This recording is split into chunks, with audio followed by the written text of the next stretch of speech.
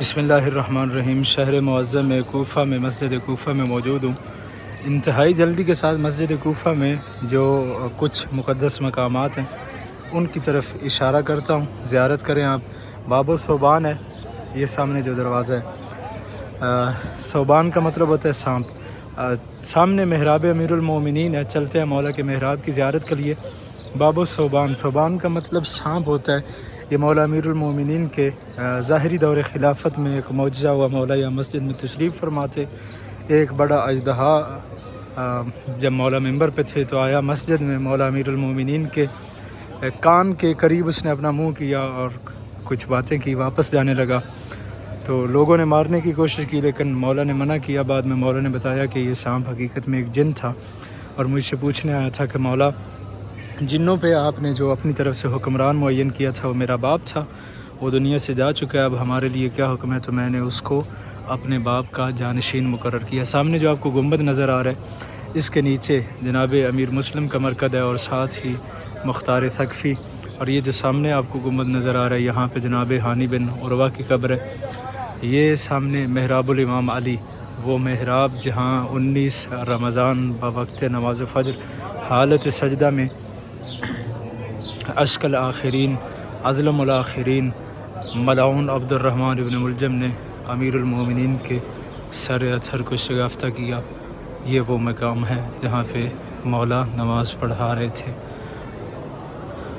اور آج بھی مولا امیر المومنین کا وقت ضربت و فرمان فزت و رب الکعبہ یہاں پہ لکھا ہوا ہے، باخدا علی کامیاب ہو گئے۔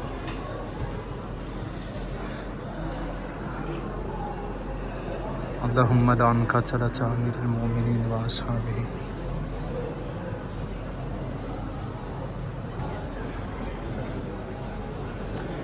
اس کے علاوہ مسجد میں تمام انبیاء اور تمام اولیاء نے نماز پڑھی جن سے منسوب مقامات ہیں مسجد میں۔ مثلاً یہاں کچھ مقامات آپ کو میں یہیں پہ جو مولا کے محراب کے قریب ہے آپ کو دکھاتا ہوں۔ یہ جو ستون آپ کو نظر آ رہا ہے یہ مقام امام زین العابدین علیہ السلام ہے۔ یہاں پہ امام زین العابدین علیہ السلام نے نماز پڑھی، اور وہ سامنے مقام حضرت نوح ہے یہ، اور اس کے ساتھ ہی باب السدہ بھی اس کو کہتے ہیں اور باب الفرج۔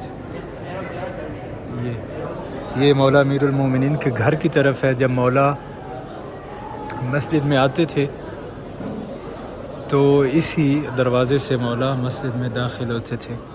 باہر بھی تمام انبیاء سے منسوب مقامات ہیں، وہ بھی آپ کو زیارت کرواتا ہوں۔ اس کے علاوہ کچھ ایسے مقامات ہیں جہاں مسجد کوفہ میں مولا نے کچھ معجزات جو ہے وہ امیر المومنین نے یہاں پہ رونما ہوئے، وہ بھی آپ کو زیارت کرواتا ہوں۔ ایک مسجد کوفہ کے صحن کے وسط میں ایک یہ بڑا پلر ہے، ایک ستون ہے، اس کو فقہی اصطلاح میں شاخص کہتے ہیں، جس سے نماز کا وقت مشخص کیا جاتا تھا، معین کیا جاتا تھا۔ جب اس کا سایہ بالکل اس کے نیچے آ جاتا تو پتہ چل جاتا تھا، جیسے ہی سایہ ڈھلتا تو اب جو ہے وہ زوال کا وقت ہو گیا۔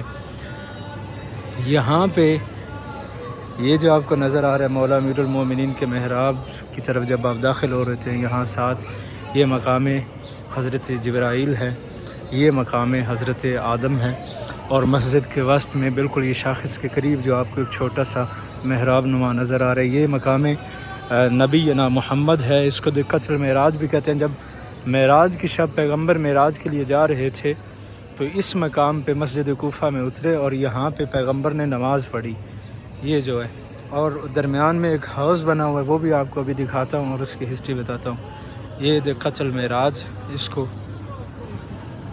مقام النبی محمد بھی کہتے ہیں۔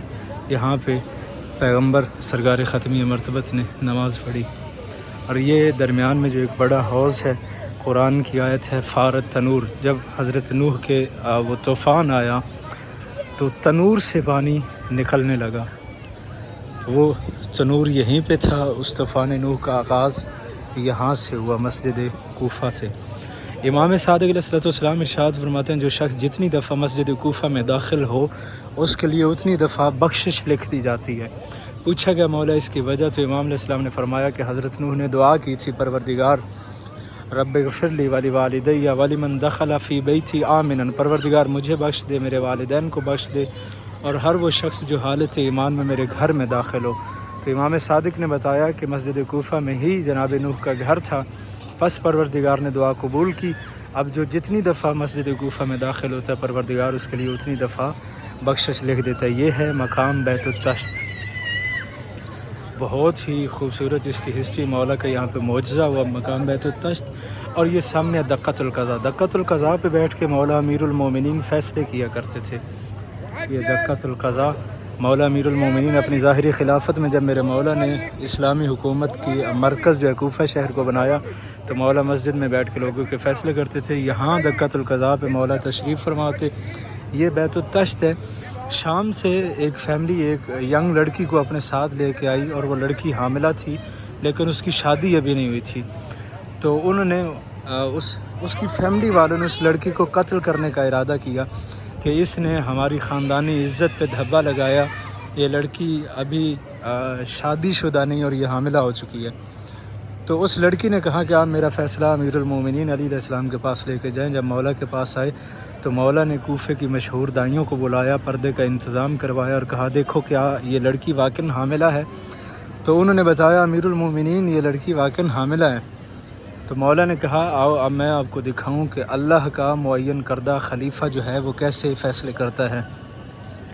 تو مولا نے ہاتھ وہیں بیٹھے ہوئے دقۃ القضاء جو آپ نے دیکھا وہیں بیٹھے ہوئے مولا نے ہاتھ بڑھایا اور ہاتھ میں امیر المومنین کے کیچڑ آیا۔ اس کیچڑ کو مولا نے ایک تشت میں رکھا، اس لیے اس مقام کا نام بیت الطشت ہے۔ اس تشت میں کیچڑ کو رکھ کے مولا نے کہا اس لڑکی کو اس کے اوپر بٹھاؤ۔ جب اوپر بٹھایا گیا تو جونک جو کہ پانی کے اندر رہنے والا ایک جانور ہے، وہ اس کیچڑ کی خوشبو محسوس کر کے فوراً اس کیچڑ میں آ گئی۔ تو مولا نے بتایا آج سے کچھ عرصہ پہلے یہ لڑکی تالاب میں نہا رہی تھی، یہ جونک اس کے شکم میں چلی گئی، اندر خون چوس چوس کے اس کا حجم بڑھ گیا اور لگنے لگا کہ گویا یہ لڑکی جو ہے یہ حاملہ ہے۔ وہاں سامنے جو آپ کو ایک محراب نظر آ رہا ہے، یہ محراب نافلہ امیر المومنین ہے، جہاں پہ مولا امیر المومنین اپنی نافلہ نمازیں پڑھا کرتے تھے۔ یہ مقام امام جعفر صادق علیہ السلام ہے، یہاں امام جعفر صادق علیہ السلام نے نماز پڑھی۔ یہاں ابھی اندر زیارت کرواتے ہیں آپ کو جناب مسلم بن عقیل سفیر حسین کی۔ السلام علیکم یا مسلم بن عقیل۔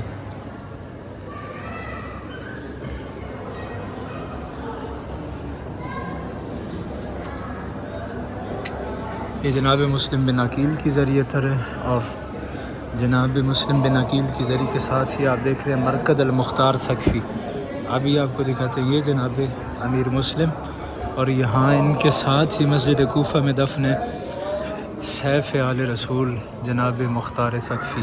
یہ مرکز ہے جناب مختار ثقفی کا، قاتلان حسین، جنہوں نے امام حسین علیہ السلام کے قاتلوں کو چن چن کے قتل حسین کا بدلہ دیا۔